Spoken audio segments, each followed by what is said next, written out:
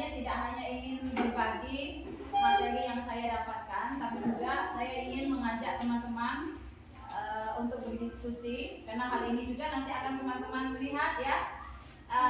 Materi yang saya sampaikan ini juga berkenaan atau berhubungan dengan apa yang kita laksanakan di sekolah. Jadi untuk pagi hari ini, sebelum kita memulai materinya, saya mohon untuk kesediaan Pak Imam memimpin doa. Silakan Pak Imam. Untuk memulai acara hari ini, mudah-mudahan kita lancar suaranya dan mendapatkan ilmu yang baru dan bisa diperhatikan nanti kemudian hari. Allahumma sholli ala sayyidina Muhammad wa ala ali sayyidina Muhammad. Alhamdulillah rabbil alamin hamdan katsiran ya rabbana alhamdulillah alamin. Allahumma ighfir lana wa warhamna wa barik lana ya Rabb, hari ini kami membuat ruangan ini mudah-mudahan mendapatkan ilmu yang baru dan apa yang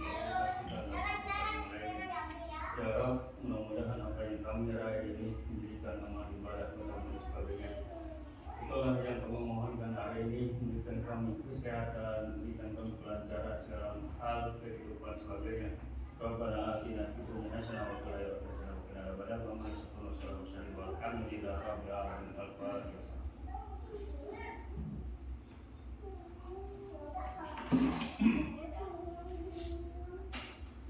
Terima kasih Pak Imam sudah memimpin doa untuk memulai kegiatan kita hari ini. Jadi materi yang ingin saya sampaikan ke teman-teman ini adalah modul tentang budaya positif. Jadi mungkin kalau budaya positif mungkin kalau secara ini memang tidak pernah lah istilahnya kita gunakan istilah ini dalam pelaksanaan kita di sekolah. Tapi padahal budaya positif inilah yang memang seharusnya yang memang kita kembangkan, kita ciptakan dalam upaya untuk mengubah perilaku anak-anak di sekolah. Nah, saya ambil dari Ki Hajar Dewantara dulu tentang tujuan pendidikan.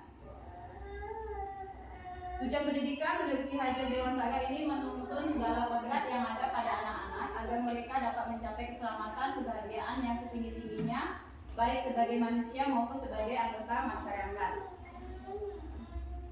Kira-kira teman-teman pernah dapat nggak istilah atau pernah tahu tidak ya bahwa anak-anak itu sebenarnya sudah punya ada kodrat sejak lahir? Kemudian? Iya. Biasanya yang seperti apa Pak Imam biasanya? Biasanya dia akan meniru sifat awal, menengok, kemudian dia akan mengikutinya, meraba. Itu salah satu langkah awal sebetulnya ketika dia udah lahir pun dia udah ikut seperti itu manusianya. Apalagi dalam masyarakat dia pun demikian. Ketika itu awal. Ketika diciptakan sama Tuhan, dilahirkan, memang sudah istilahnya dia sudah ada bawaan ya, bawaan dari sana. Nah itu, ya ada bekal. Tapi pernah tidak teman-teman mengaitkan kodrat yang anak-anak miliki dengan apa yang kita lakukan ketika kita mendidik atau mengajar mereka? Pernah tidak kira-kira teman-teman mungkin membayangkan, oh anak sudah punya kodrat ini. Terus ya, pernah tidak dikaitkan dengan penciptaan lingkungannya yang kita lakukan di kelas maupun di sekolah? Pernah tidak terpikir sampai ke situ? Pernah lah, aku sih pernah. Misalkan contoh mungkin kebersamaan, saya seperti itu, kebersamaan kemudian pembiasaan, kemudian misalkan ucapan umat tadi, misalkan bisa jadi seperti itu, atau agama Islam dengan Assalamualaikum atau dengan tangan dan sebagainya, itu mungkin pembiasaan. Ya, betul. Kalau pembiasaan kan berarti bukan dari sananya kan? Ya. Sedangkan kodrat ini kan memang asalnya istilahnya sudah melekat ketika dia lahir, itu sudah ada di diri dia, baik sifat-sifatnya, baik kemampuannya, entah itu talentnya, atau bakatnya, itu. Di sini untuk Ki Hajar Dewantara itu menekankan bahwa tujuan pendidikan itu sebenarnya menuntut segala kodrat yang ada pada anak-anak agar mereka dapat kodrat yang ada pada anak-anak. Pernah dengar istilah tabula rasa tidak? Tabula rasa? Anak-anak itu atau siapapun lah yang tercipta, mereka itu seperti kertas putih. Mereka itu kertas putih. Kertas kosong, kertas putih. Kita hanya mengisinya. Itu kan ibaratnya sebenarnya itu kan yang kita tahu kan seperti itu. Kita dilahirkan seperti kertas putih. Kita itu bersih, suci, ibaratnya seperti itu. Padahal kenyataannya tidak. Kita itu tidak seperti kertas putih, tapi kita itu sebenarnya kita kertas yang sudah tertulis, hanya saja masih buram. Garisnya tidak hitam, tidak jelas, masih buram sama sekali, masih belum terbaca. Nah, itulah yang dinamakan kodrat. Jadi kita sudah tertulis, kita sudah punya apa yang bisa seperti talenta kita ya, bakat segala sifat itu sudah disebut. Nah, inilah yang harus kita hitamkan. Kita sebagai pendidik inilah yang harus menghitamkan. Ya, kodrat tadi kita yang menghitamkan. Yang bagus kita hitamkan. Yang tidak bagus kita pudarikan lagi supaya makin tidak jelas. Nah, itulah namanya kodrat. Makanya kalau untuk kinerja dewantara dia lebih menuntun kita untuk menuntun segala kodrat yang ada pada anak-anak agar mereka dapat mencapai keselamatan dan kebahagiaan yang setinggi-tingginya. Jadi ini fokusnya memang kita ikuti anak-anak itu seperti apa. Jadi tidak lagi kita harus memaksa, ya, karena dan tujuan pendidikan inilah yang akhirnya membuka wawasan saya yang dulunya saya selalu berpikiran itu tadi anak itu kertas putih. Saya punya kesempatan untuk memperbaiki mereka. Saya kasih treatment, saya proses mereka harus belajar seperti ini ya. Kamu harus seperti ini ya, harus seperti ini ya. Sebenarnya tidak boleh seperti itu. Itu memaksa, bukan menuntun. Sedangkan fungsi kita, tugas kita itu bukan memaksa, tapi menuntun. Gitu. Jadi hal yang memang harus kita sama-sama kita ubah, kita buka pola pikir kita, mindset kita ubah ya tentang ini. Kita jangan beranggapan mereka kita putih, tapi beranggapan bahwa mereka sudah punya kodrat mereka masing-masing. Kita hanya tinggal menghitamkan saja. Oke. Dari situ lalu kita angkat, kita masuk ke paradigma stimulus respon kepada pendekatan teori kontrol. Nah, stimulus respon itu kayak tadi. Karena tadi kan kita pikir mereka kertas putih. Lalu kita kasih treatment. Misalnya kayak kita mengajarkan anak itu kan jelas. Kita anggap mereka tidak tahu apa-apa. Kita anggap mereka tidak tahu apa-apa. Akhirnya kita kasih proses pembelajaran yang seperti maunya kita. Kita nggak peduli dia anak ini suka audio, anak ini suka visual, anak ini kinestetik. Kita nggak peduli dengan itu. Padahal itu kan harus dipertimbangkan. Nah, akhirnya inilah kita menganggap harus ada stimulus baru akan merespon. Padahal yang sebaiknya kita lakukan adalah menggunakan pendekatan teori kontrol. Ini yang memang sekarang diangkat ya, pendekatan yang digunakan tidak lagi stimulus respon. Jadi kalau teori kontrol itu bila kita ingin membuat kemajuan perlahan sedikit-sedikit, ubahlah sikap atau perilaku Anda.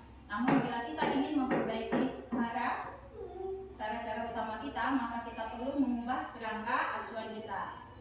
Ubahlah bagaimana Anda melihat dunia, bagaimana Anda berpikir tentang manusia.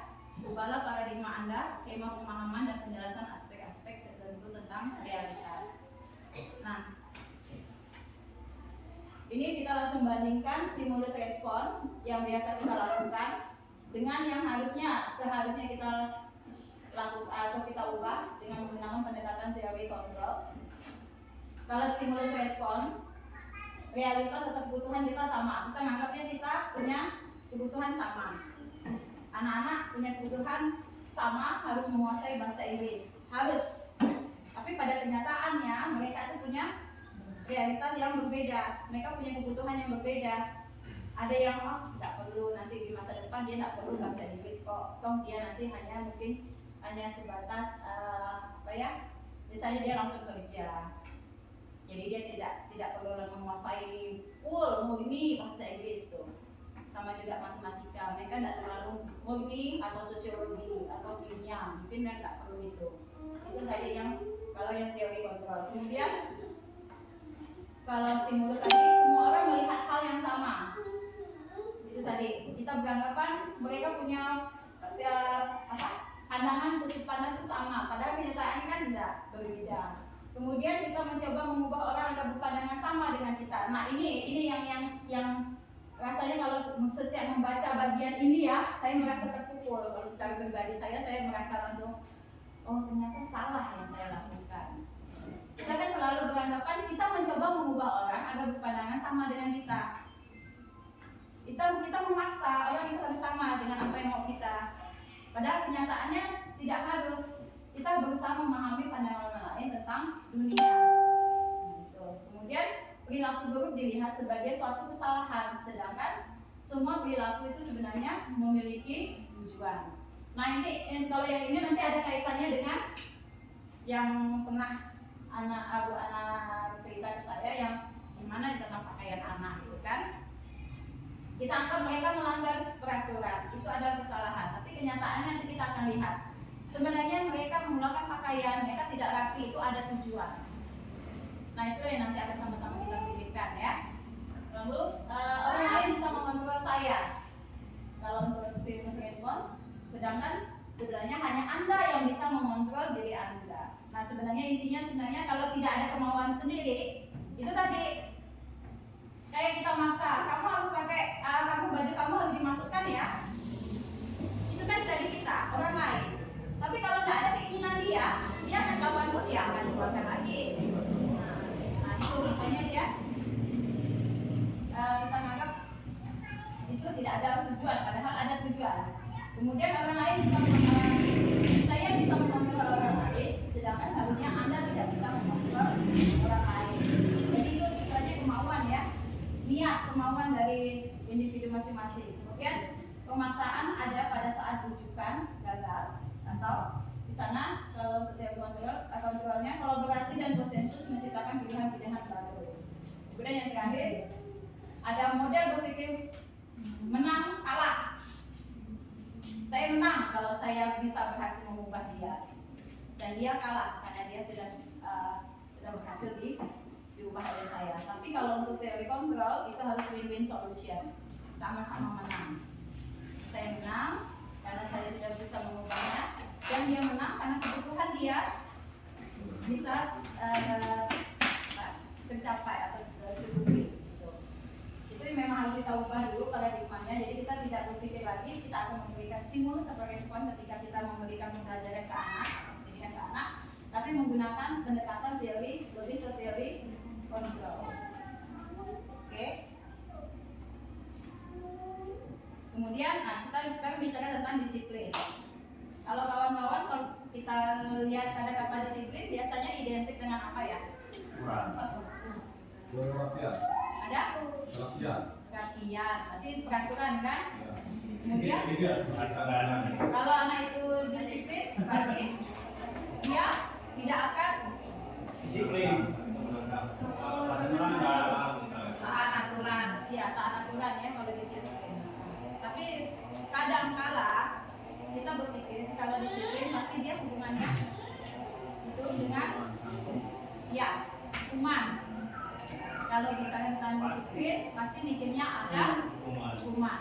Kalau tidak disiplin dia akan menjadi kasih sanksi. Padahal sebenarnya disiplin itu bukan berkaitan dengan kena lagi kan, saya secara pribadi saya kena.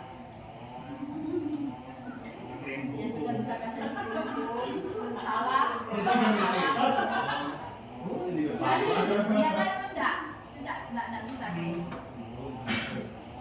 Nah, Piaget menyatakan lagi bahwa untuk mencapai kemerdekaan atau dalam konteks pendidikan kita saat ini, untuk menciptakan murid yang merdeka, syarat utamanya adalah harus ada disiplin yang kuat. Disiplin yang dimaksud adalah disiplin diri. Itu tadi yang harus ada motivasi dulu dari diri, yang memiliki motivasi internal. Jika kita tidak memiliki motivasi internal, maka kita menemukan pihak lain untuk mendisiplin kita atau motivasi eksternal karena berasal dari luar. sebenarnya juga intinya sebenarnya sama. Kita perlu juga adanya motivasi dari luar. Hanya saja tetap yang paling kuat pegang untuk mengubah diri kita yaitu tadi disiplin diri dari internal kita. Kemudian pemikiran dihajar ini sejalan dengan pandangan Dian Goshen, yaitu untuk menjadi seorang murid atau pengikut, seseorang harus paham betul alasan mengapa mereka mengikuti suatu aliran atau ajaran tertentu, sehingga motivasi yang dibangun adalah motivasi intrinsik, bukan ekstrinsi. Nah, inilah sebenarnya yang memang harus benar-benar kita pahami dari anak-anak. Mereka sekolah apa sih? Ada tujuan tidak? Kalau mereka bilang kadang tidak tahu kan? Tidak tahu, Pak. Kadang anak-anak itu tidak tahu mau sekolah tuh mau apa. Dan lebih banyak biasanya bilang gini, dia supaya nak kerja, atau orang tua yang maksa. Biasanya kan gitu kan. Nah, ini yang memang yang harusnya sebenarnya yang kita ketahui dulu. Mereka punya tujuan enggak? Kalau mereka punya tujuan, sama halnya dengan kayak kita lah.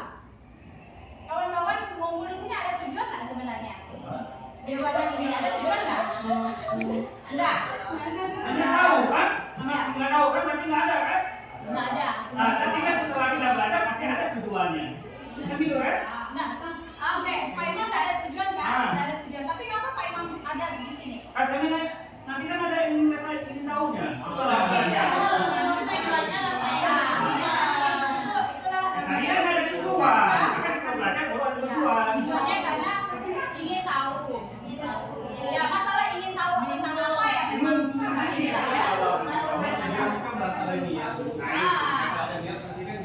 Bisa aja kan tadi kan Pak Imam misalnya, Pak Imam ini kan cuma bahas-bahas hanya ngomong kosong. Iya. Alina ngomong kosong, salah. Salah itu. Tidak penting. Biasanya kayak gitu. Kalau misalnya beranggapan, tidak ada manfaat ke saya tidak mau ikut. Bisa kayak gitu. Atau nanti kita diajak, kita diundang ke sini. Tujuan kita sana kan makan. Tujuan makan. Tapi ada yang bilang kalau makan cukuplah di rumah. Ada tujuan.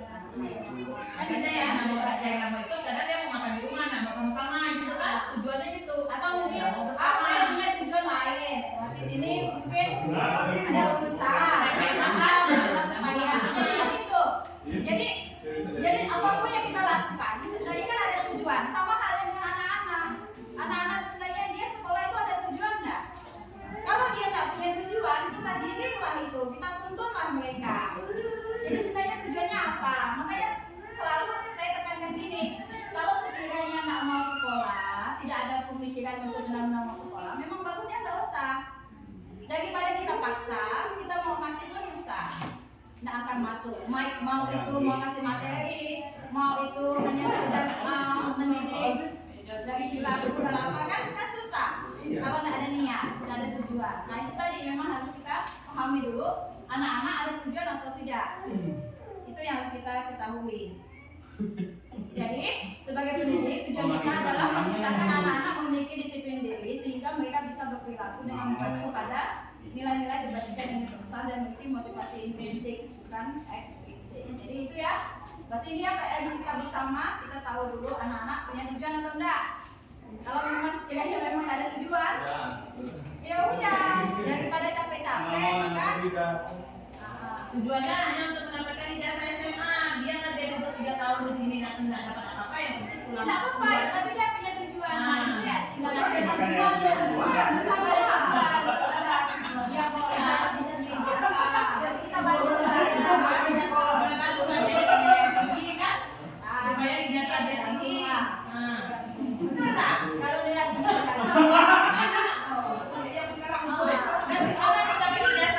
Mau nilai tinggi. kalau dia misalnya tujuan dia saya sudah tinggi mau apa melanjutkan kuliah mau masuk ke apa bisa mau daftar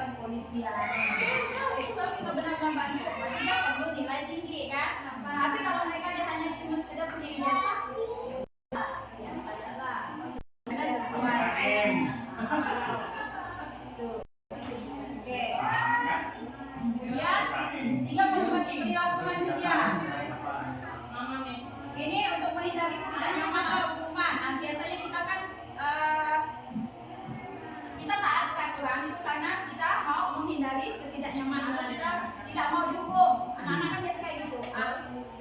Rapi-rapi, takut apa? Takut nanti kalau tidak rapi dihukum. Kan kayak gitu. Kemudian ada juga untuk mendapatkan imbalan atau penghargaan dari orang lain. Yang suka minta puji nih biasanya. Lebih baik, tapi banyak karena ingin mengharapkan imbalan atau penghargaan dari orang lain.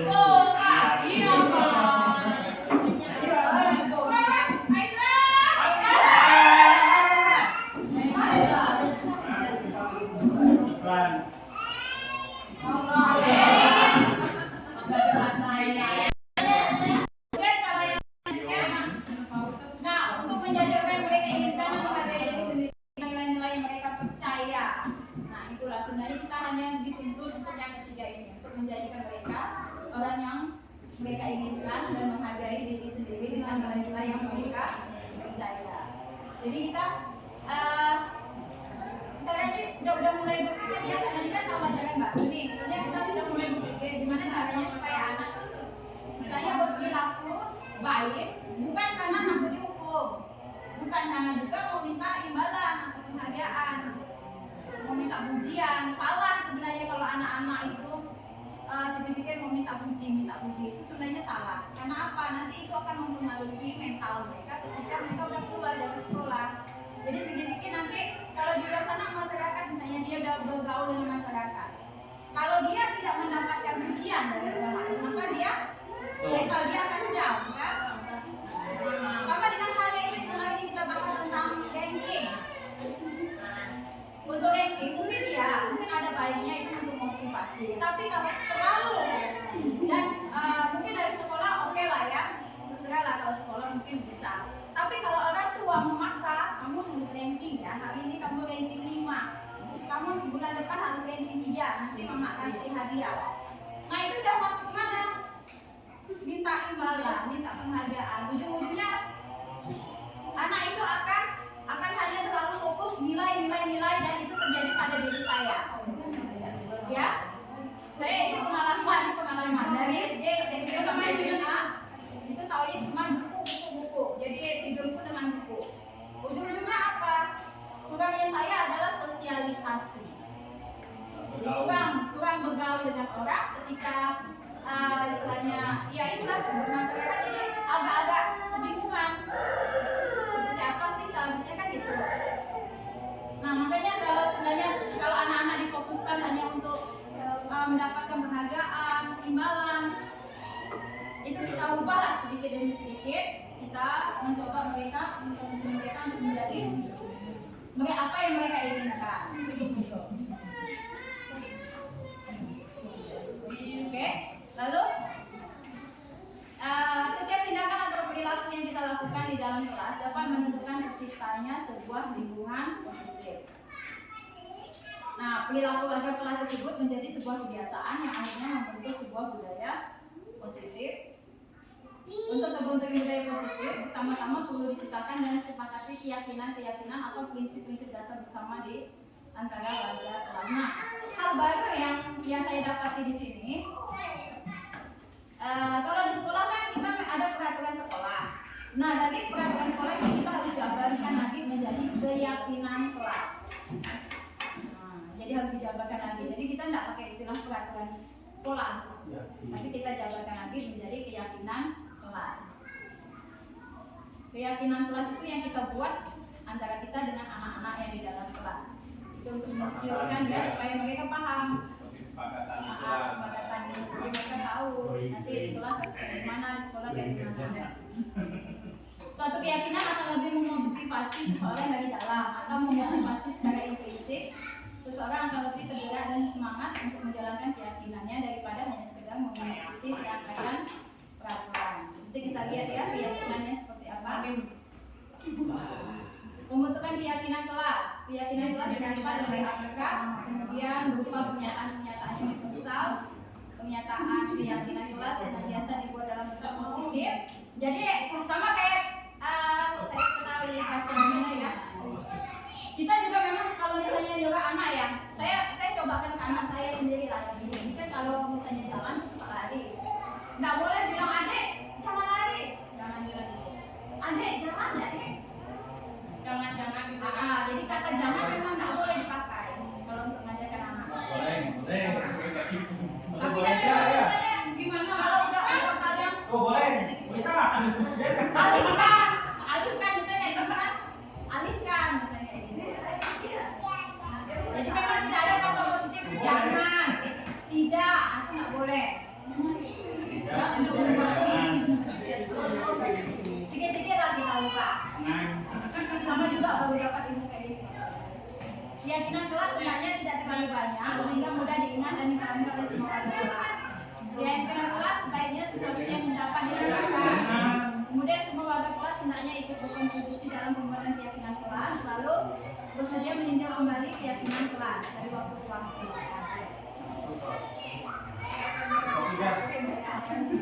Kemudian prosedur pembentukan keyakinan kelas nanti kalau misalnya Anda minta materi ini bisa lah ya. Ini contohnya, misalnya keyakinan kelas yang mau kita tonjolkan di sini rasa saling menghormati ya. Lalu kalimatnya kami meyakini bahwa sangat penting untuk menghormati semua orang dan barang milik orang lain. Nanti bahasanya kalimatnya. Kami meyakini bahwa sangat penting untuk menghormati semua orang dan barang milik orang lain. Sedangkan biasanya kalau biasanya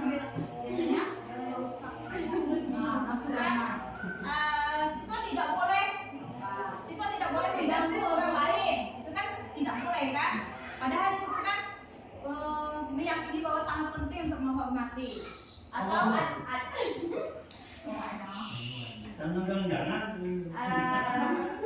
siswa tidak boleh mengambil barang milik orang lain, itu kan katanya tidak boleh. Nah itu yang harus diubah menjadi kalimat positifnya. Kemudian bekerja. Ini misalnya untuk kayak mengerjakan tugas kan, kami meyakini bahwa sangat penting untuk mengerjakan segala pekerjaan atau mengikuti kegiatan yang telah ditugaskan. Nah, biasanya kalimat kita kan, siswa harus mengerjakan tugas yang tugas yang di kelas, atau siswa tidak boleh terlambat. Siswa tidak boleh terlambat melakukan tugas. Nah, itu kayak gitu. Jadi kalimat-kalimat negatif kita hilangkan. Kemudian juga kami meyakini bahwa sangat penting untuk merasa diterima pada satu kelompok dan saling peduli satu dengan yang lainnya. Nah ini, jadi ini contoh kalimat yang positifnya. Jadi nanti kalau bisa supaya ada nampak perubahan, karena saya yakin ya nanti karena sekolah kita kan mau ditunjuk jadi sekolah penggerak, otomatis memang budaya atau istilahnya apa ya, kebiasaan-kebiasaan yang tidak pernah kita lakukan itu akan mengarah ke sini. Nah, jadi memang ya, jadi sambil di tahun ini kita memang belajar sedikit-sedikit untuk mengubah budaya yang biasa kita terapkan, kita ubah sedikit demi sedikit. Tapi harapan saya sih nanti di semester ini kita udah bisa mulai, kita bikin keyakinan kelas, kita coba sama-sama. Kalau udah dibikin keyakinan kelas, kira-kira anak-anak gimana? Ada berubah nggak? Ada. Oke. Iklan. Oke. Ini dalam menjalankan peraturan ataupun keyakinan kelas, bila mana ada suatu pelanggaran, tentunya sesuatu harus terjadi. Untuk itu kita perlu meninjau ulang penerapan penegakan peraturan atau keyakinan kelas juga selama ini. Penerapan terhadap suatu pelanggaran bisa dalam bentuk hukuman, sanksi, dan berupa restitusi. Ada yang udah pernah dengar belum restitusi?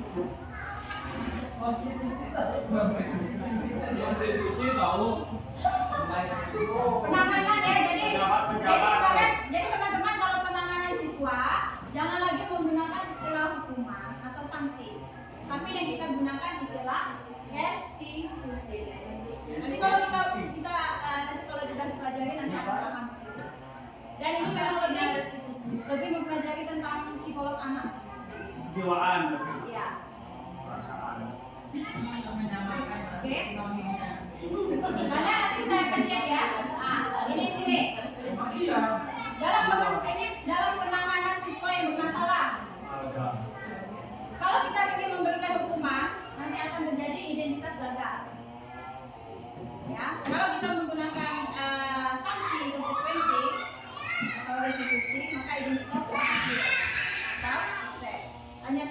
antara sanksi dengan restitusi akan berbeda lagi. Nah, kalau kita lakukan hukuman, sesuatu yang menyakitkan harus terjadi. Sedangkan sanksi atau konsekuensi, sesuatu itu harus terjadi. Sedangkan restitusi merupakan pilihan, mau atau tidak anak itu melakukan restitusi. Nanti saya kasih contohnya ya. Kemudian, kalau hukuman tidak nyaman untuk siswa untuk jangka waktu panjang, nanti pasti mereka akan ingat, oh kita dihukum ibu ini. Kayak punya saya kan, jadi istilahnya bermaun jadinya. Saya komen dengan saya lalu takut.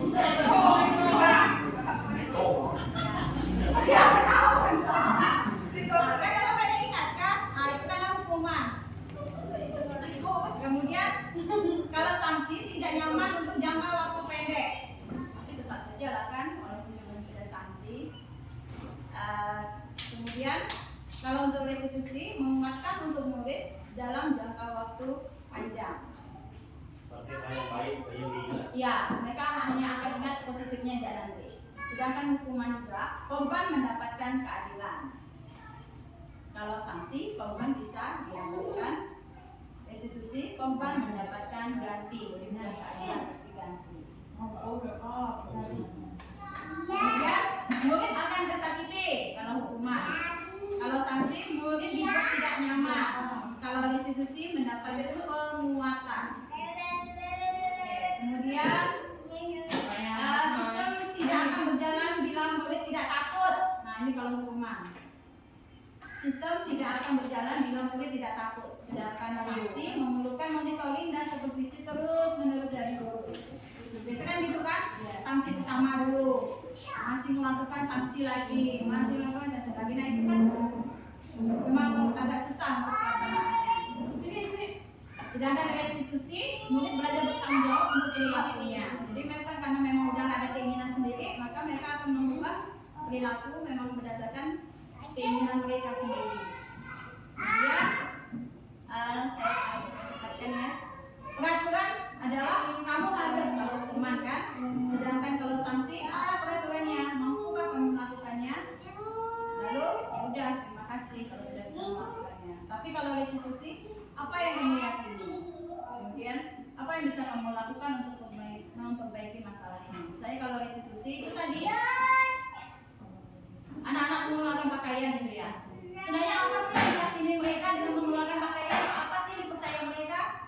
Pasti ada yang jawab dia keren. Lebih percaya diri. Lebih bilang percaya diri.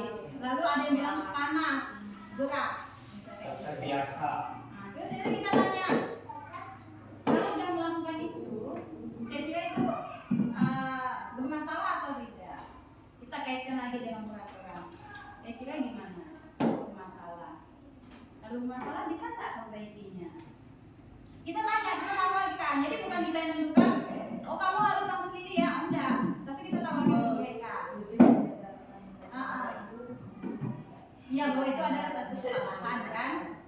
Lalu itu tadi lalu Apa yang jawab? akhirnya kan mereka yang cari pilihan sendiri. Mereka yang menentukan, oh saya harus ini. Jadi kalau ke situ ya, kalau restitusi ya, bukan konstitusi. Nah, kalau yang hukuman juga, murid akan membenci peraturan. Sanksi, anak akan menghormati peraturan. Sedangkan restitusi, anak menghormati dirinya dan orang lain. Nah, jadi nanti sama-sama ya, sama-sama kita akan melakukan mencoba di tahun ini, semester ini kita melakukan restitusi. Tidak lagi hukuman atau sanksi. Kita coba, karena kan memang permasalahan kita saat ini kan itu tadi tentang pakaian anak kan. Nah, nantilah mungkin dari kelas, dari mata pelajaran kita bikin keyakinan kelas tentang itu. Kita coba, kira-kira bisa berhasil atau tidak kalau kita lakukan restitusi secara bersama. Karena kalau hanya dilakukan satu atau dua orang aja tidak bisa berhasil. Karena ini kan memang dominan, memang banyak yang menggunakan pakaian kan. Ya, begitu ya. Kemudian kalau hukuman itu negatif, awas kalau dilakukan lagi ya, nanti awas kamu. Itu bahasanya. Ya, dan model paksaan, kamu harus ya. Kemudian lebih cenderung menyalahkan diri nanti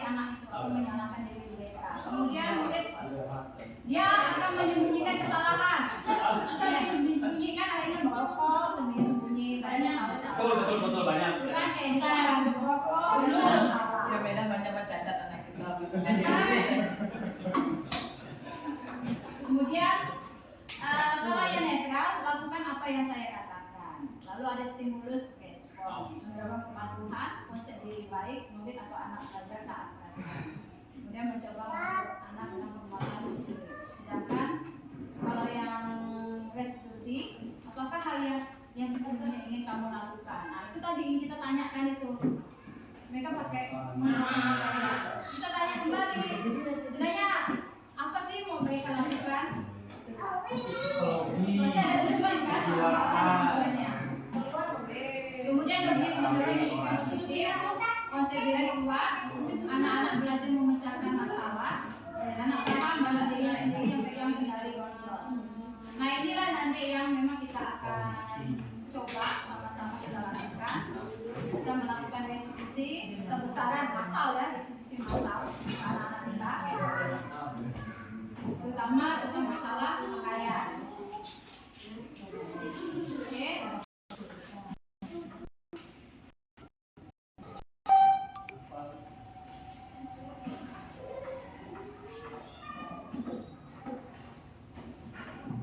Ini tadi yang ini ya pengaruh hukuman tadi.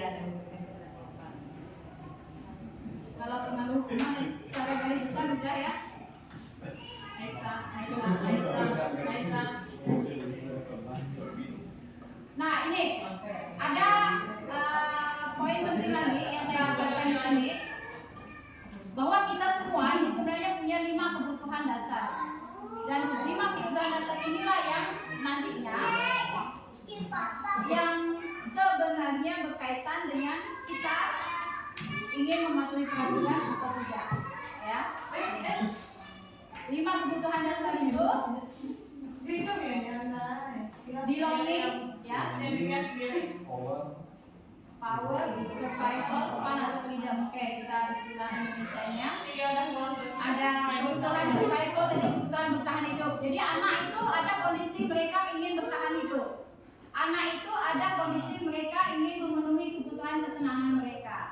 Anak itu ada kebutuhan cinta dan kasih sayang. Anak itu ada kebutuhan kebebasan. Kemudian dan mereka juga ada kebutuhan penguasaan. Jadi 5 kebutuhan ini yang memang harus kita ketahui dari anak. Jadi ketika mereka melakukan hal yang di luar atau hal yang kita anggap itu bermasalah, sebenarnya ada kebutuhan yang mereka yang belum tercapai atau terpenuhi, ya, gitu. Nanti kita ambil contoh yang kita pahami dulu satu-satu kebutuhannya. Bertahan hidup. Kebutuhan bertahan hidup adalah kebutuhan yang bersifat fisiologis untuk bertahan hidup, misalnya kesehatan, rumah dan makanan. Seks sebagai bagian dari proses reproduksi termasuk kebutuhan untuk tetap bertahan hidup. Kemudian komponen psikologis pada kebutuhan meliputi kebutuhan akan dasar aman. Ya, di sini ada sebenarnya ada kasus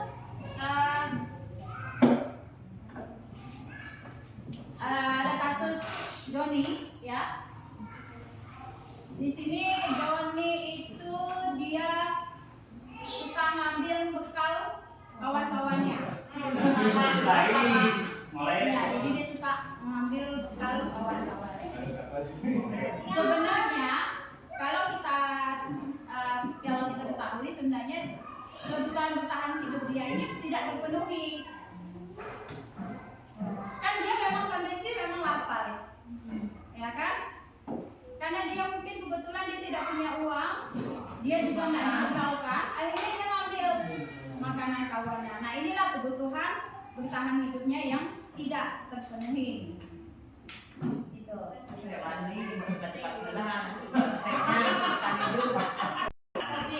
Sama misalnya kasih sayang, juga cinta dan kasih sayang. Masih kasus Doni tadi ya. Doni itu anak yang ngambil bekal makanan teman.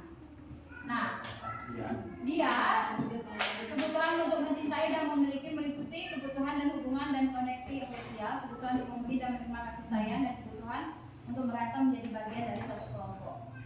Bisa saja dia mengambil bekal kawan supaya apa? Supaya kawan itu peduli perhatian. Iya, dia minta perhatian dari kawannya. Iya. Oh kan? Dia ngambil-ngambil dari kawannya. Kawannya bisa cari, oh ada si Joni, harus bagi. Kalau makan aku sendiri harus bagi dengan dia. Maksudnya dia kebutuhan kasih sayang atau cinta kasih yang tidak terpenuhi. Kemudian penguasaan. Kebutuhan ini berhubungan dengan kekuatan untuk mencapai sesuatu yang menjadi kompeten, menjadi terampil, diakui atas prestasi dan keterampilan kita, didengarkan dan memiliki rasa harga diri. Kebutuhan ini memiliki keinginan untuk dianggap berharga, bisa membuat perbedaan, bisa membuat pencapaian kompeten diakui dan dihormati. Nah, kalau untuk yang contoh ini, kita bisa lihat sepertinya anak kita, bunga, ya. Kalau kita ambil ya, sepertinya kebutuhan pengakuan atas kemampuan itu tidak terpenuhi, makanya dia kadang itu over.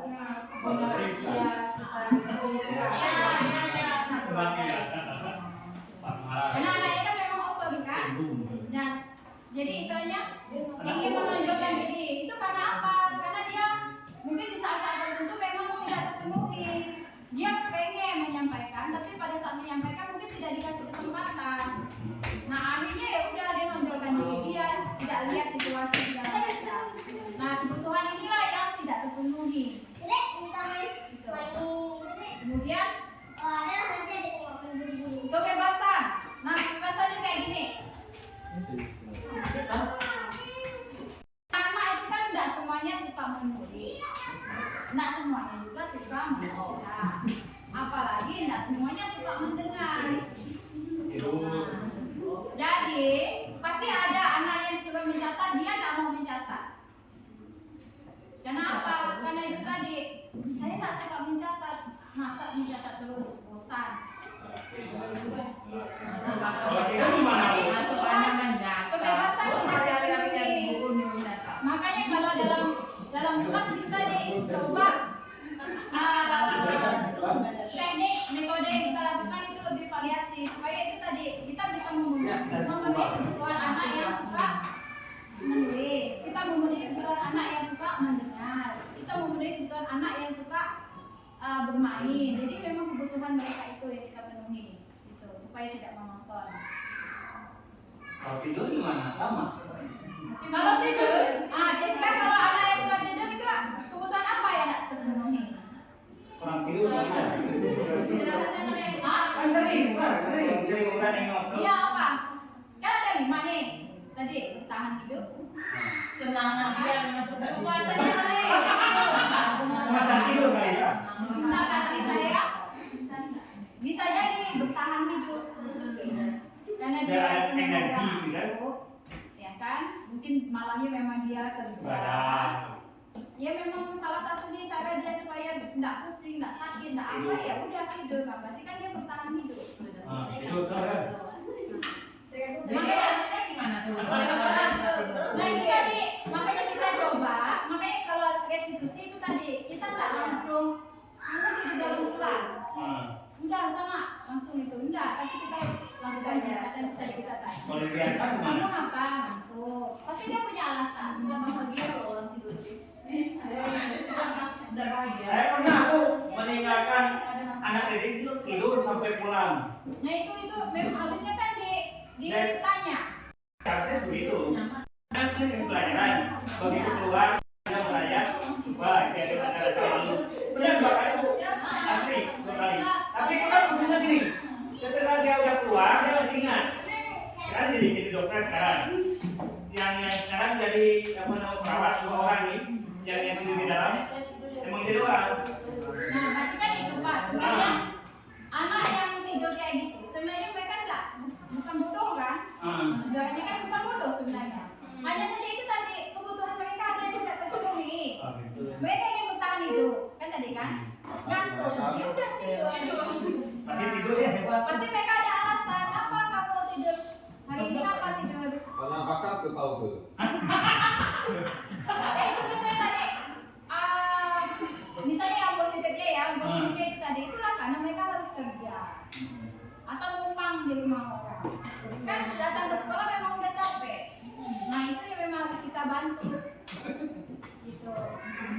Ya. Ya, kalau misalnya kita ambil contoh ini ya, contoh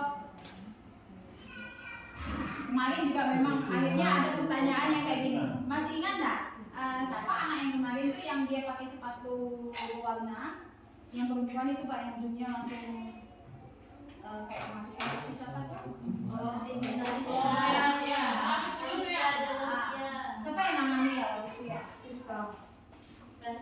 Yang akhirnya dia ketakutan, akhirnya dia kan pulang, dia pulang lagi, dia mau ambil sepatunya yang basah kan? Sepatunya sebenarnya basah kan? Hanya dia akhirnya kan tak dibolehkan, tak boleh pakai sepatu warna. Di dalam kelas dia kan jadinya panik, panik, takut, pokoknya rasa tak nyaman sama pikiran, jujur kepikiran. Jadi enggak? Karena itu kan dia kemarin. Ya itulah dia makanya dia cepat pulang ke rumah, dia mau ngambil, dia mau nunjukkan ini sepatu saya basah, dia mau bilang itu dia sebenarnya. Nah itu kan akhirnya kan, oh iya kena loh dengan 5 kebutuhan ini ada salah satu yang tidak terpenuhi. Itu tadi apa? Kayaknya bagian apa? Pokoknya itu jalan jadi ringnya. Ada cinta kasih ya, cinta kasih ya. Baca apa? Kan dia kan mau cerita. Jadi itu tadi lah. Ternyata Mbak yang kita lakukan ini Mbak memang salah. Langsung kita bilang udah kamu pakai sepatu warna udah lepas, nggak usah pakai sepatu satu lagi. Itu salah. Nggak semua bisa terapkan ke anak. Ujung-ujungnya itu tadi kan yang perempuan lalu malu nggak pakai sendal, pakai sepatu, akhirnya malu, stres, masuk kayak ya nggak semua anak kan sama. Nah itulah namanya hukuman. Makanya kita lakukan sekarang ubah jadi restitusi. Pelan-pelan lah ya.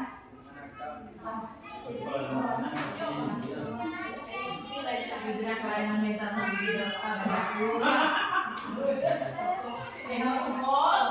Lalu ini model disiplin yang berpusat pada murid. Kita kan fokusnya memang ke murid ya. Nah, ini menggunakan 5 posisi kontrol. Ini ada penghukum, itu saya. Membuat orang merasa bersalah, itu saya juga. Teman, kadang-kadang iya, jadi teman. Monitor pemantau iya, karena kan kalau anak udah kasih hukuman apa kan harus dipantau lagi. Dia melakukan mengulang lagi atau enggak. Dan yang terakhir manajer. Nah di tahap kelima inilah yang memang harus kita lakukan. Kita harus sebagai manajer. Memang kita dulu pernah jadi pengurus, tapi saat ini kita nggak usah jadi pengurus lagi. Makanya waktu itu kalau Bu Fitri bilang kalau anak-anak terlambat waktu itu kan, tumben tak marah, ya, tumben tak marah, tumben tak apa gitu kan? Ya karena ini udah kena ini, kita ada materi ini, udah terpukul dah jadinya. Salah. Kita bilang anak langsung kita hukum, lalu yang mereka langsung merasa bersalah, dan tidak bisa juga kita murni sebagai teman mereka, itu juga tidak boleh, tidak boleh murni sebagai teman mereka, karena nanti pada saat tidak sesuai dengan harapan mereka, lalu kita mau mengubahnya tidak bisa. Ini biasanya bang dukung saya, kok tiba-tiba nggak dukung? Itu takutnya tuh ada yang kayak gitu. Kalau monitor, pemantau, ya itu tadi kita harus selalu evaluasi, apalagi evaluasi. Jadi jaraknya panjang kan. Nah kita nanti harus jadi sebagai manajer. Kita lihat manajer kita apa. Kalau penghukum udah tahu lah ya. Ya, setiap kita ubah sedikit ya. Ada Mantri. ya, kalau bahasanya pasti dengan nada keras. Nanti tatipnya diubah lah nanti. Peraturan tidak usah diubah. Peraturan tetap itu warna-warnanya. Kalau saya minta mereka jelaskan peraturan peraturan misalnya soal rambut. Rambut kan mereka ada yang nggak cocok, kan? Ini panjang.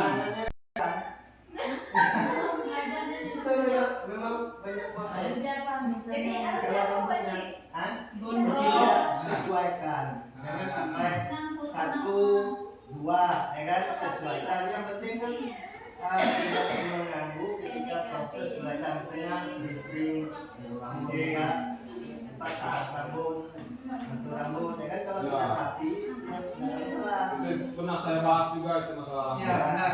Itu aturan kalau keras juga membuat anak bisa keras lagi, ya kan?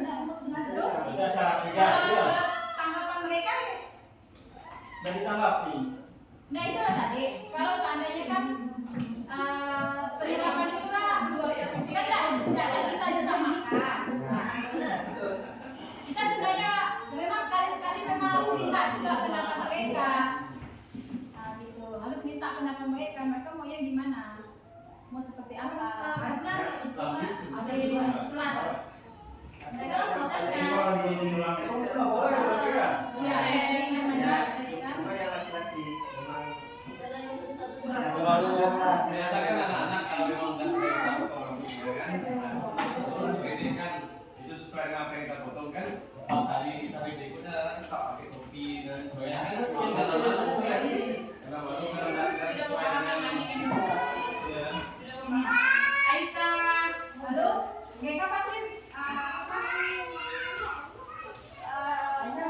Gambus ada hubungannya dengan belajar. Tidak. Ya kan? saya cuma kalau pas kita kan kayaknya ada juga kan aturan cuma untuk penilaian. Jadi kalian memang warga sekolah ya harus atur salah satu penilaiannya melewati melalui aturan tersebut, ya kan? Jadi kita tidak punya kenapa harus tertentu ini kan kita ada alasannya apa? Sedangkan dari pusat juga nggak ada Ya, apa. mereka juga sudah merasa rapi dalam Tidak pernah panjang, ya kan? Dia mau main.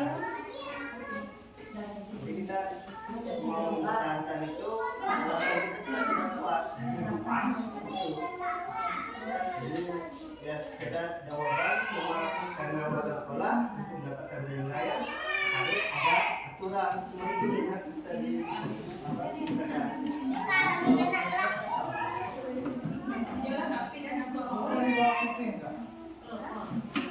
Jadi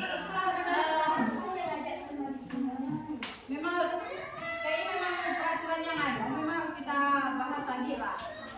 Kira-kira yang memang istilahnya pada saat penerapan memang total nggak bisa dijalankan, ya kita memang akan ubah. Karena kalau misalnya kayak kemarin potong-potong beberapa kan memang pendek sekali doang. Cuma satu. Jadi kan setelah pendek,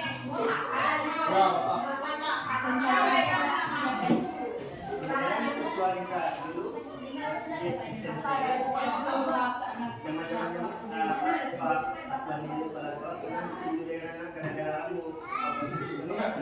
lumayan dia nggak tahu si Hafiz itu dengan kepala sekolah dengan karena dia tidak mau potong, dia merasa itu karena kita semua belajar baik.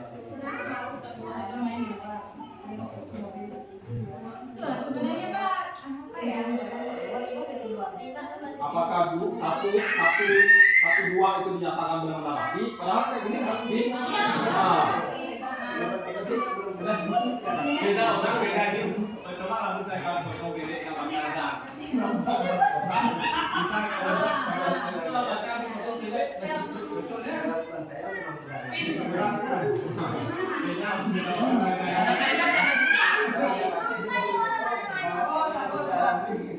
Itulah tadi bisa lah ya diangkat dari ini kan.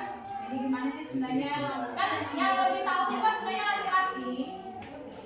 Yang dibilang rapi itu kayak gimana sih kan laki-laki yang tahu.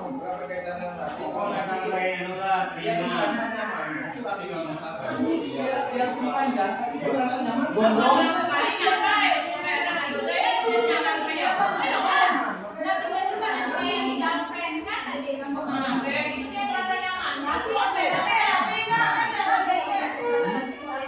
Tapi kalau diikat dia mau sekolah diikat ya. Tapi dong. Itulah ya. Kita boleh lah nanti Pak batasnya. Nanti kan kayaknya memang ada angkat ya. Nah, itu nanti kita angkat sama-sama. Kira-kira yang memang istilahnya peraturan ada, kita berikan kanan kita. Jadi banyak sekolah ini kalau menerapkan teori Banyak. banyak yang harus Aja. Ini kalau orang merasa bersalah. Kalau nggak bisa ngobrol, Nih, aja. kalimat-kalimat yang biasa kita bilang ya, ibu sangat kecewa sekali dengan kamu. Itu dia akan merasa bersalah. Berapa kali bapak harus beritahu kamu ya? Gimana coba kalau orang tua kamu tahu kamu berbuat begini? Sering. Itu selalu ya, beda lah kayaknya ya. Itu selalu. Hei. Itu makanya bapak akan merasa bersalah. Wow. Yang apalagi kalau anak-anak yang di rumah dia berperilaku baik misalnya gitu kan, dia kalau di rumah tuh dia dianggap orang tuanya oh baik lah, tapi tiba-tiba kita gini kan pasti dah langsung jauh. Iya, kalau kehadiran sih ya. Tapi itu tadi itu kan makanya kita gunakan restitusi itu kita apa yang mereka lakukan kesalahan atau kita anggap itu menyimpang, kita harus tanya dulu tujuan dia apa. Pasti ada yang diyakini dia. Misalnya tujuannya dia main game terus tiap malam. Tujuannya itu apa? Kesenangan. Setelah main game tiap malam, tapi kan dia udah berangkat sekolah. Itu tadi kita arahkan ke dia. Kan dia hanya sekedar untuk kesenangan, tidak ada manfaat apa-apa. Kita tanya kembali ke dia. Saya bapak pikir kayak saya pribadi lah dulu waktu SMA atau udah selesai SMA kan saya selalu begadang bapak pikir apapun caranya saya harus tetap kuliah walaupun punya kesenangan banyak ya kita harus mengubah pola pikir kayak gitu.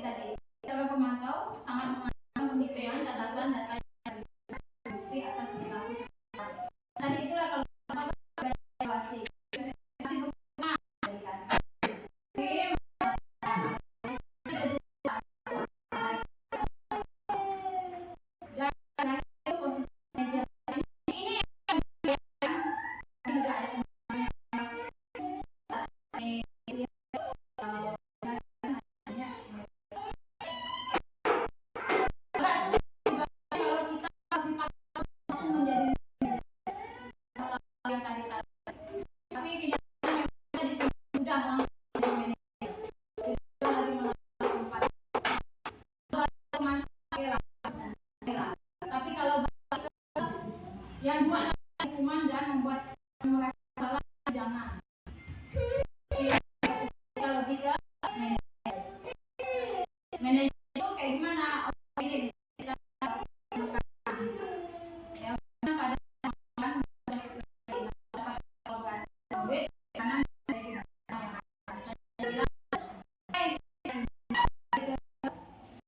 jelasin ke kita. Ini ininya aku bersedia baik ini. Jika ini kamu lihat sama tadi kan hanya anak yang menggunakan lain warnanya. Kita tanyakan apa pakai. Terus kamu tahu ini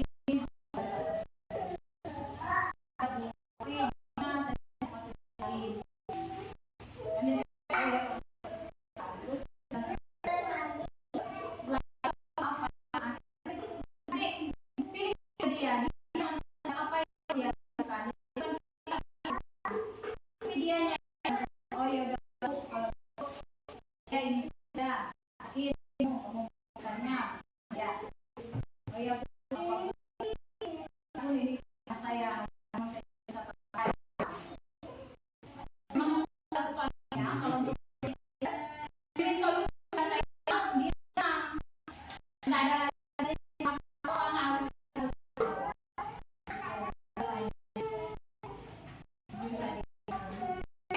bisa ya Wah, wah.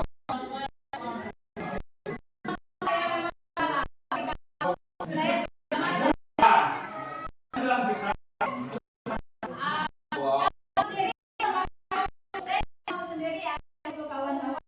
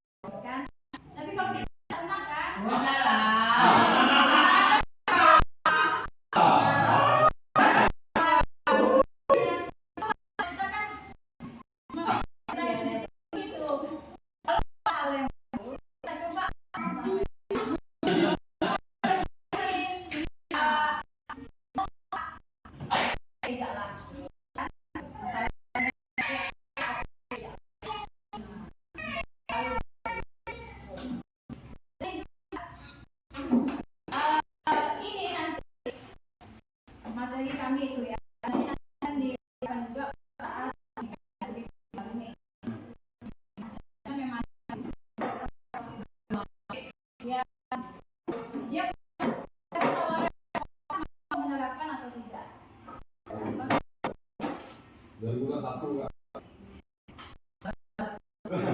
Apa namanya Pak? Dari 2012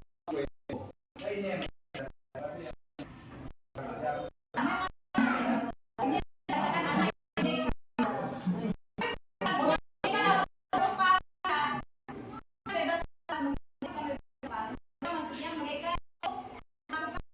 mereka sesuai dan kalau ketahui ada alam pada itu anak-anak saya sudah tercatat mereka itu bisa sifat itu dan juga mengikuti kalau sekarang udah pakai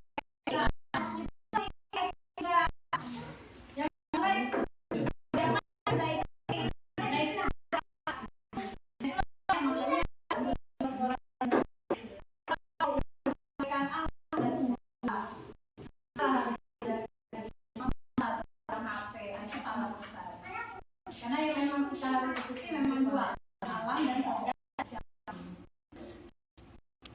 banyak ya istilah baru kan.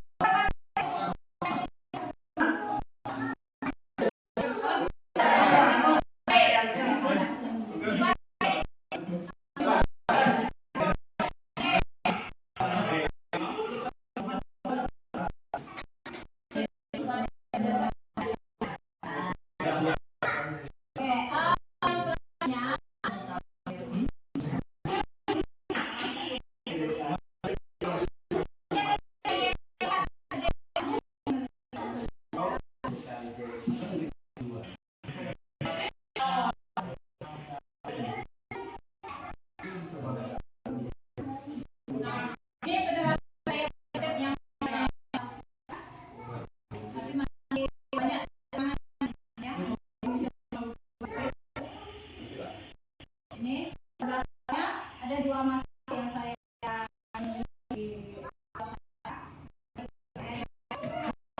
rumah yang menunjukkan sikap terutama ketika jadi mereka acung kalau dari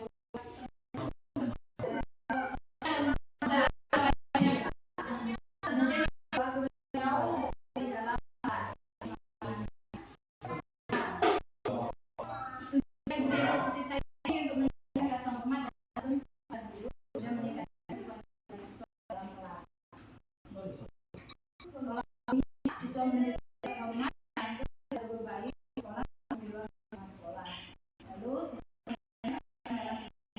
di dalam kelas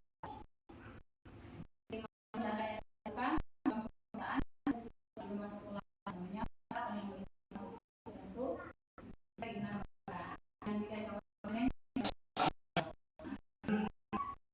menerapkan pelajaran yang dengan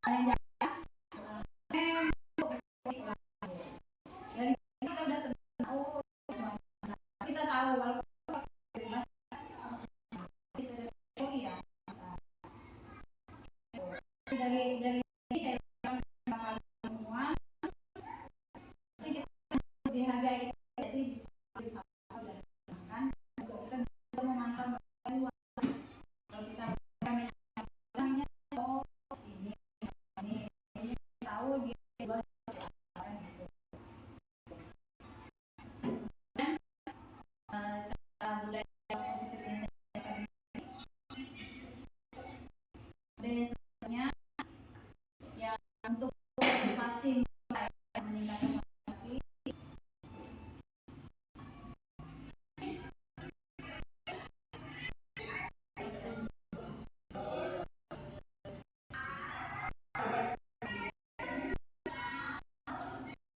ya seperti biasa lah ya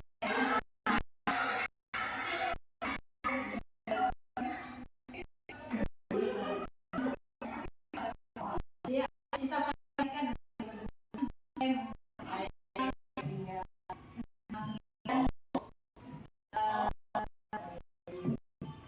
itu betul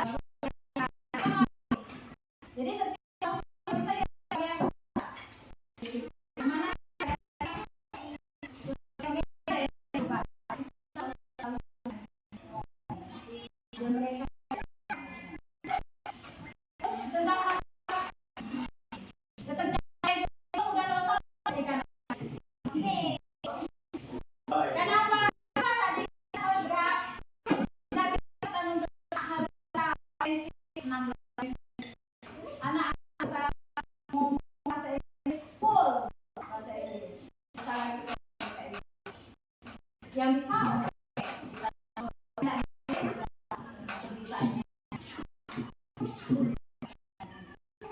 jadi terlalu kaku.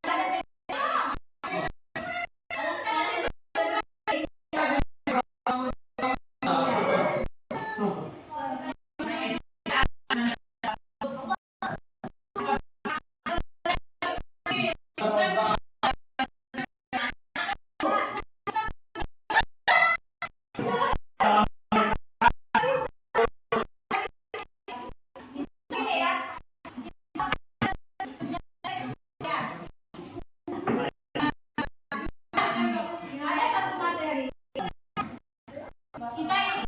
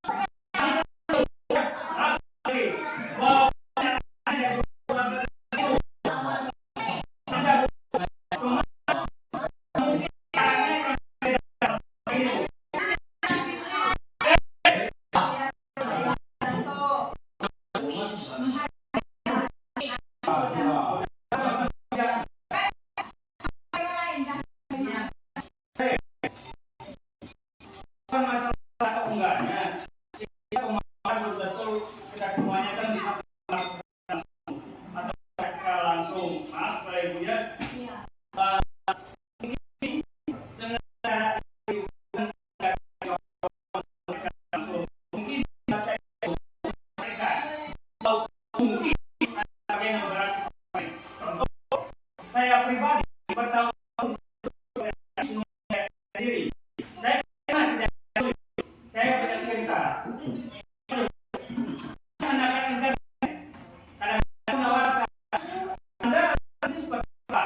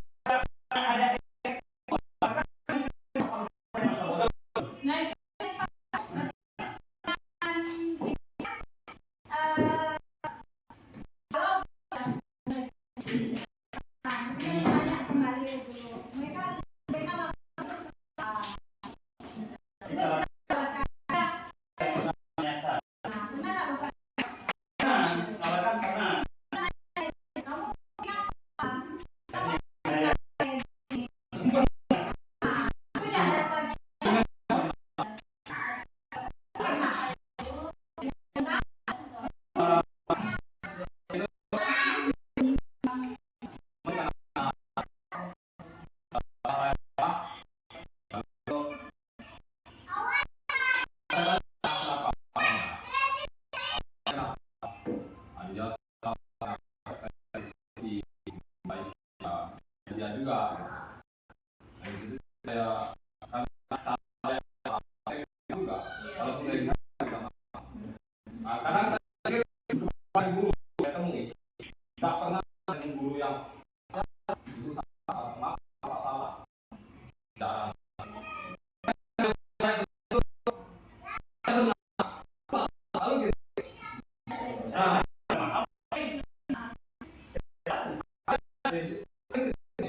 Sekarang karena itu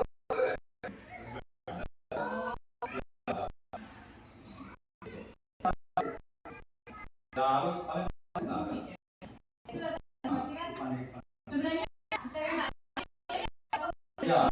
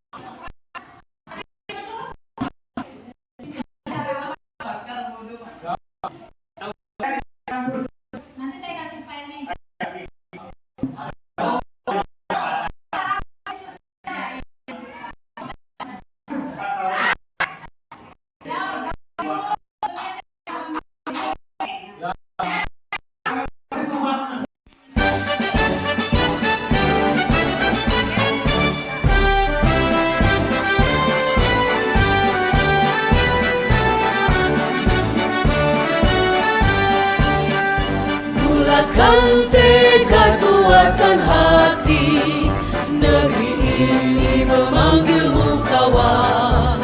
Belajar bergerak berbagi untuk negeri, guru penggerak majukan pendidikan.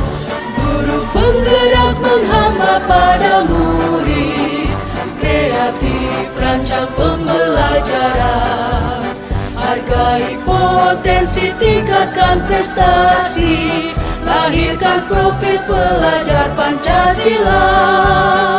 Belajar bergerak berbagi untuk negeri, kita menjalin kolaborasi.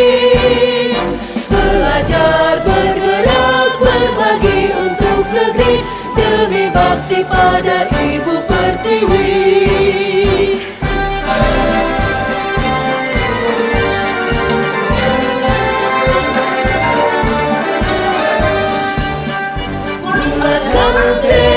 Kuatkan hati, negeri ini memanggilmu kawan.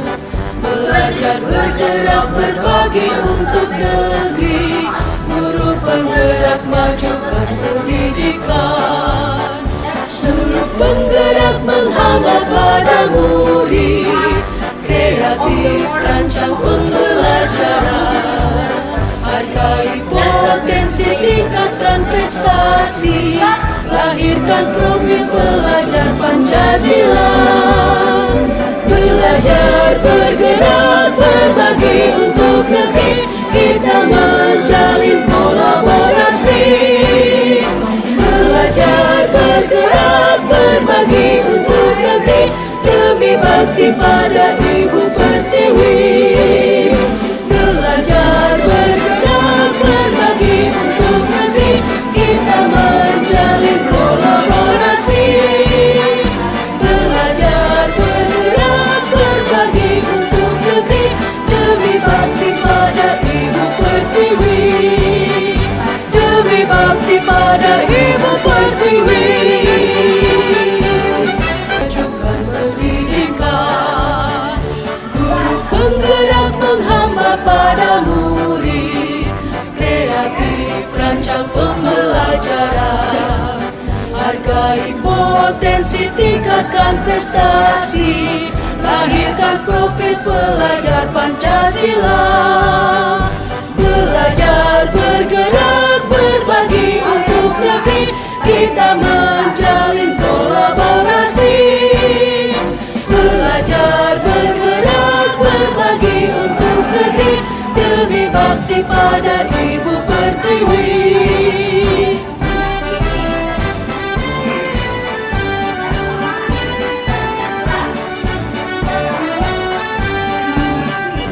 Bulatkan tekad, kuatkan hati, negeri ini memanggilmu kawan.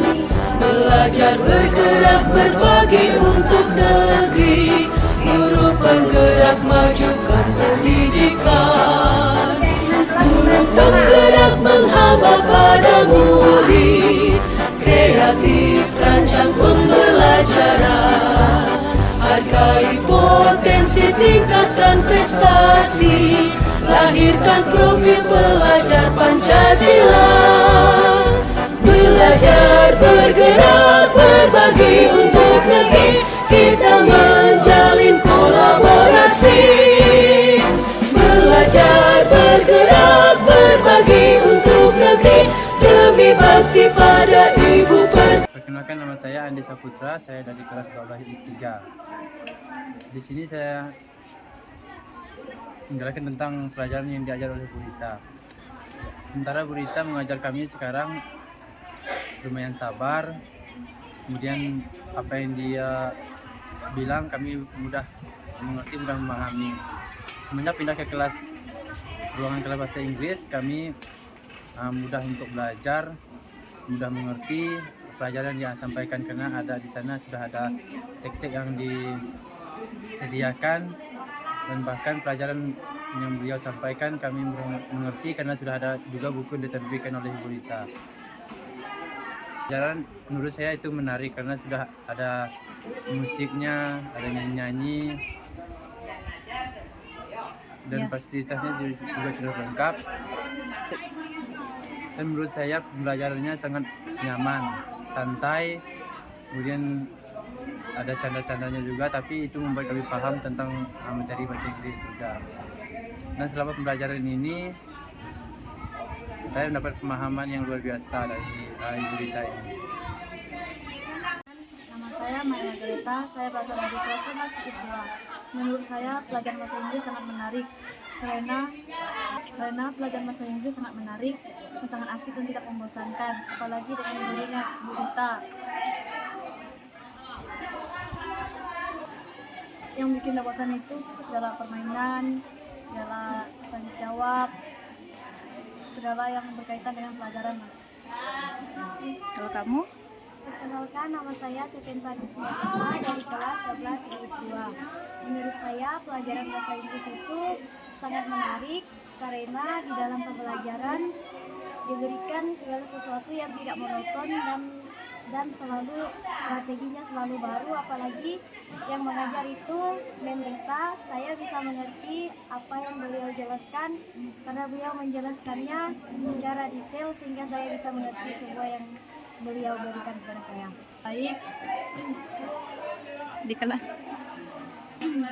Dulunya ibu agak galak tapi sekarang lumayan lah.